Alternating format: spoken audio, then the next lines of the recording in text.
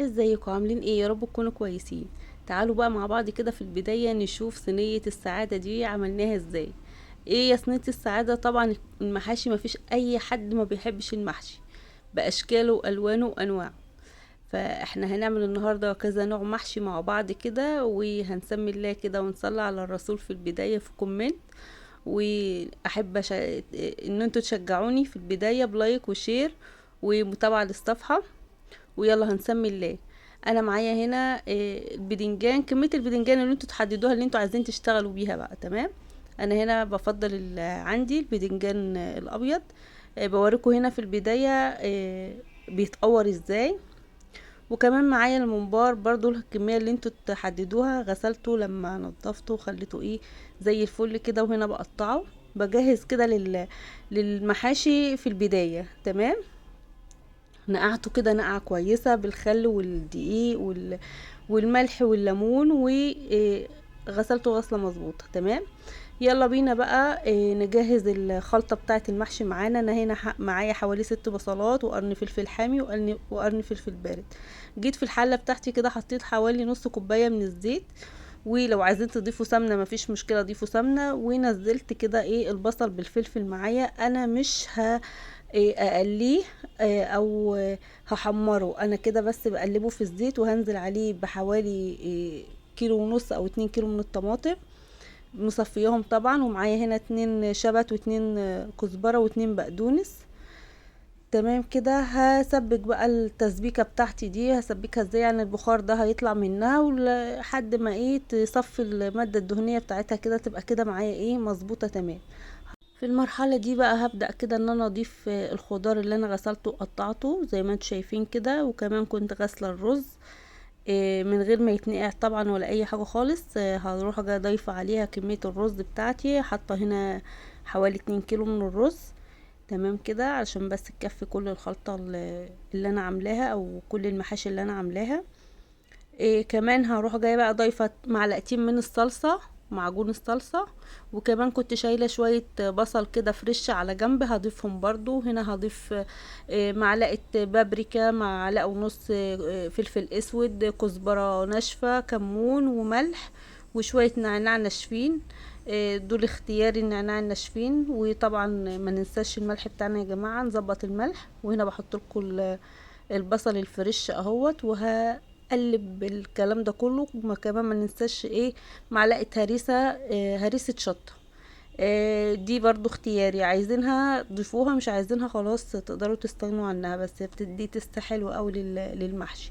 هنا الخلطه جاهزه معايا اهيت. هنبدا بقى ان احنا نجهز للمحشي. انا جبت الحله بتاعتي ركنتها بالشكل اللي انتوا شايفينه ده، يعني اديت ظهرها للحيطة علشان اعرف ارص فيها صوابع المحشي. هنا انا بحشي البدنجان، مش هامله المحشي البدنجان قوي يعني، حتى ولا هدكه كده بصباعي ولا هزق الرز بصباعي. انا بس بقى بحرك كده الصباع، وبخليه مليان الا ربع، يعني ربع صباع المحشي بيكون فاضي من فوق. ليه الخطوة دي؟ علشان لما يجي المحشي يستوي هيزيد، فهيطلع من المحشي نفسه، فهيبقى كده متساوي، وفي براح ان هو يستوي مع بعضه، تمام. يستوي ويبقى فيه نفس ان هو يخرج من الصباع المحشي. انا بوريه لكم بالشكل ده طبعا. عملت معاه كمان قرنين فلفل. وهنا ده ورق العنب اللي انا كنت مخزناه معاكم يا جماعه، لو تفتكروا عامله لكم فيديو بتخزينه في الصفحه، لو عايزين ترجعوا له هحطه لكم في اول تعليق، تمام. فرشت هنا كده او في الارضيه حوالي كام ورقه كده ما كنتش محتاجاهم في الارضيه. بس ممكن نحط شرايح بصل، نحط شرايح طماطم، شرايح بطاطس او جزر، علشان نضمن ان اول صباع محشي كده ما يتحرقش مننا. هنا بحاول ان انا الف اهوت بالشكل ده. انا ما بعرفش الف غير على ايديا كده يا جماعه. اللي عايزين يلفوا على الصينيه ما فيش مشكله، او على الرخامه ما فيش مشكله، بس انا بحب الف على ايديا كده. والصباع بسم الله ما شاء الله تحفه، وملفوف مش مفكوك ولا عليه اي حبايه رز، زي ما انتوا شايفين كده، وصغير وشكله حلو كده وجميل، تمام. اهو زي ما انتوا شايفين كده خلص كل الكميه معايا بالشكل ده. نحاول ان احنا ما نكترش الرز قوي في الصباع المحشي، علشان ايه ما يبقاش كبير معانا وشكله مش لطيف كده. اهو بقولك خلصت الكميه اهو. يلا بينا بقى نجهز الممبار. شوفوا انا عملت الممبار ازاي على الصباعين الاتنين، والصباعين اللي في النص هما اللي بيحشوا. تمام كده زي الفل. يبقى احنا كده عملنا مع بعض ايه، البدنجان وعملنا ورق العنب وكمان بنحشي الممبار، كله ده من نفس الخلطة اللي احنا جهزناها مع بعض.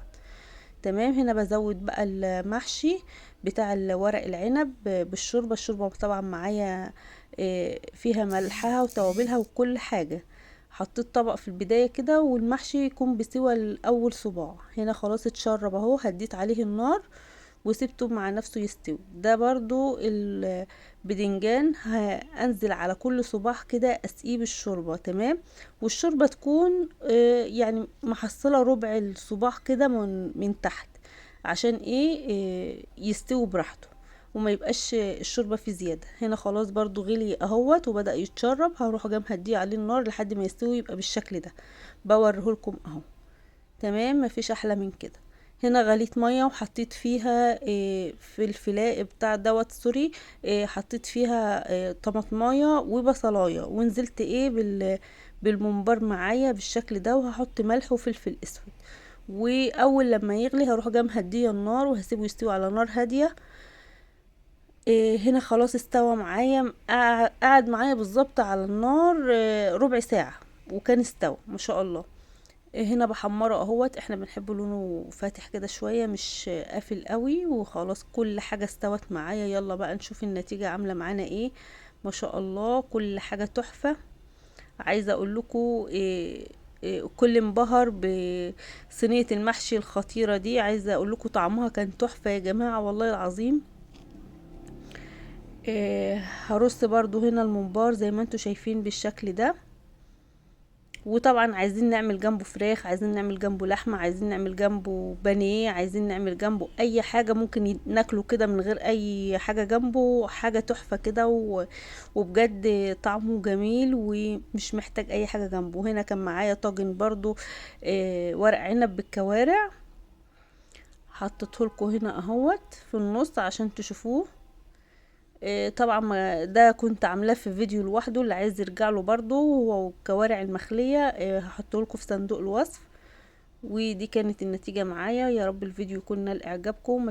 ومتنسونيش في اللايك والشير ومتابعة للصفحة. كل سنة وانتم طيبين، ويا رب ينعاد عليكم الايام بالخير واليمن والبركات. واسيبكم في رعاية الله. كانت معكم ايمان، مع الف سلامة.